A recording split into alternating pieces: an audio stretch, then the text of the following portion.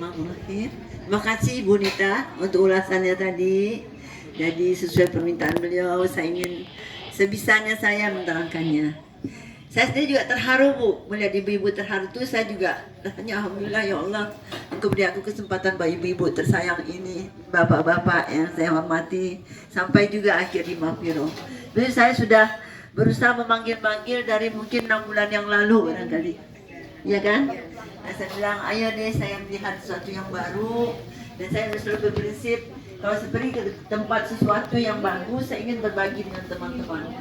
Jadi waktu itu saya 6 bulan yang lalu mungkin memang ya. Alhamdulillah akhirnya kita sampai juga. Pertama saya ke sana 3 tahun yang lalu. Jadi anak saya itu kedua Rokis di Bank Indonesia. Kemudian Ustaz Antani salah satu Ustaz sana. Ada satu karyawan. Jadi dia emang Rokisnya di sana. Jadi berhubungan dengan Hatta. Jadi dia bilang mungkin lebih bagus mama bawa papa ke sana. Itu artinya itu pertamanya. Karena kan bapak udah mulai pelupa. Jadi takutnya nanti kalau lupa benar nggak bisa sikir gitu. Jadi sebelum itu diajak gitu. Saya coba ajak, pernah 2 kali beliau mau. Tapi kan semuanya itu kan tergantung bagaimana takdir kita masing-masing. Ya, saya akhirnya terus ke sana sampai sekarang 9 bulan saya ke situ. Jadi awalnya saya datang itu baru ada kurikulum madrasah namanya. Terus saya ikut. Saya pikir ini tempat bagus sekali. Kemana-mana saya udah pergi ngaji sampai ke Jawa Timur segala gitu ya. Saya belum mendapatkan suatu cue yang apa sih sebenarnya tujuan hidup ini. Jadi karena global kemana saya udah ke Tasikmalaya segala macam, udah saya udah Gitika macam-macam. Tapi kok belum merasa gitu. Itu sampai di situ saya menangis. Indah banget ini tempat yang mungkin Allah kirim saya ke sini gitu. Saya berjanji dalam hati saya, mungkin suatu saat saya bisa bawa teman-teman semuanya. Mudah-mudahan mungkin Allah yang menentukan yang mana yang ke bawah, mana yang tidak. Ya, nah, saya menerangkan saja. Di situ saya waktu tahun 2004 saya ke Inggris 6 tahun anak saya di sana. Saya keliling-keliling lihat rumah orang tua gitu ya di sana. Emang terpilih di hati saya. Kalau di Indonesia ini diadakan bagus banget, tanahnya luas ya, pemandangannya indah. Tapi kalau kemana pergi belum ada gitu. Jadi di sini saya terus berpikir. Tahun 2005 saya diajak oleh kepala neurologi untuk mencoba mencari gerakan-gerakan yang untuk mengurangi penurunan fungsi kognitif otak. Jadi bagaimana supaya mencegah pikun gitu. Karena waktu lagi musim Alzheimer. 6 bulan saya bolak-balik ke RCM, justru terasa buat saya. Oh mungkin ini salah satu langkah yang bisa akan saya bagikan kepada orang-orang gitu. Gerakan-gerakan yang mudah diikuti, tapi bisa bermanfaat banyak, bisa dipakai juga kalau misalnya sudah berbaring, orangnya masih bisa dilakukan. Jadi saya waktu itu minta bikin buku disadur oleh Universitas Indonesia, dan juga ada rekamannya, namanya Gerak Latih Otak. Cuman memang olahraga yang ilmu ini kurang menarik sebetulnya, ya kan? Termasuk dari saya juga gitu.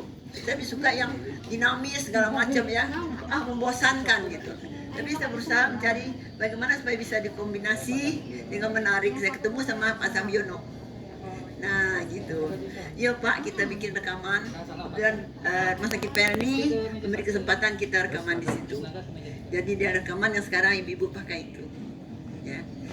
Dan juga menaiki madrasah itu juga saya katakan kepada Pak Hatta, Pak, udah kemana saya merasa di sini surga dunia yang pernah saya rasakan. Dan saya bilang mungkin kalau Allah mengizinkan saya ingin di sini sampai akhir hayat saya. Saya akan ajak teman-teman bersama, karena orang tua itu akan bahagia kalau dia dikumpulkan satu frekuensi. Karena nggak nyambung. Kita misalnya anak sayang sama kita, ibu-ibu, bapak-bapak, tapi dia mengerti apa yang kita inginkan. kan. Dibawa kemana-mana kita happy, cuma sekedar happy aja, tidak bahagia. Kenapa tidak bahagia? Dibawa kemana-mana suruh jaga cucu. Itu salah satunya. Dia nggak ada, tapi disuruh jaga pegangannya belum, cucu pegangannya belum.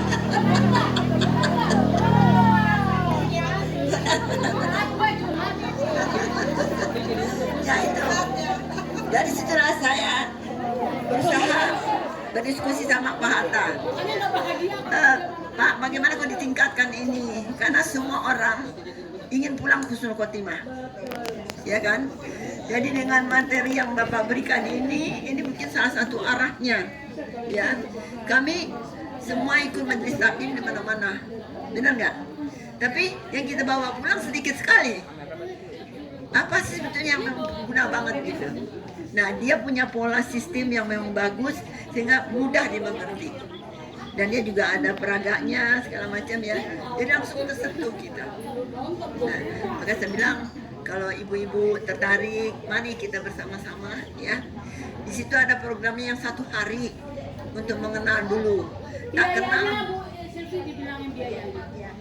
Ya. Biayanya untuk kalau 1 hari berapa? Ya. Kalau 1 hari itu cuma 250.000. Ya. Cuman tidurnya tidak di bed. Ya, kan kalau di bed berapa bed yang akan dipasang dan tempatnya di masjid yang tadi. Jadi, tapi kalau yang kelas kita pakai bed. Jadi ibu-ibu di atas, bapak-bapak di samping ruang sholat itu. Karena biasanya pengikut bapak-bapak sedikit kok, ibu-ibu yang banyak gitu. Dan materinya bagus sekali Bu. Itu kita kayak sekolah lagi, makanya kan saya bilang di dalam audiens saya kemana-mana, saya bilang di sana tuh lansia itu disekolahkan, ada kurikulumnya, kita jalan-jalan, kita menikmati hidup, tapi kita harus belajar saban hari, karena memang kalau tidak ulang-diulang itu tidak akan masuk Bu. Jadi kalau memang kita udah berumur ini, pengulangannya yang harus banyak gitu. Nah begitu. Jadi saya bilang kalau ada lahan yang memang udah bisa dibangun, saya akan ajak teman-teman. Di sana sifatnya wakaf. Nah, jadi arsitek udah bikin modelnya seperti apa. Cuman seluruh tanah itu belum semuanya pakai sertifikat. Jadi sekarang lagi diurus, insya Allah dalam waktu dekat. Dan saya juga minta sama Pak Hatta, kalau memang stop living kita di sana, kita ingin dimakamkan di sana saja. Karena ke Jakarta sebentar dibongkar segala macam kan. Kalau di sana ada villa, anak-anak kita bisa lihat kita di situ.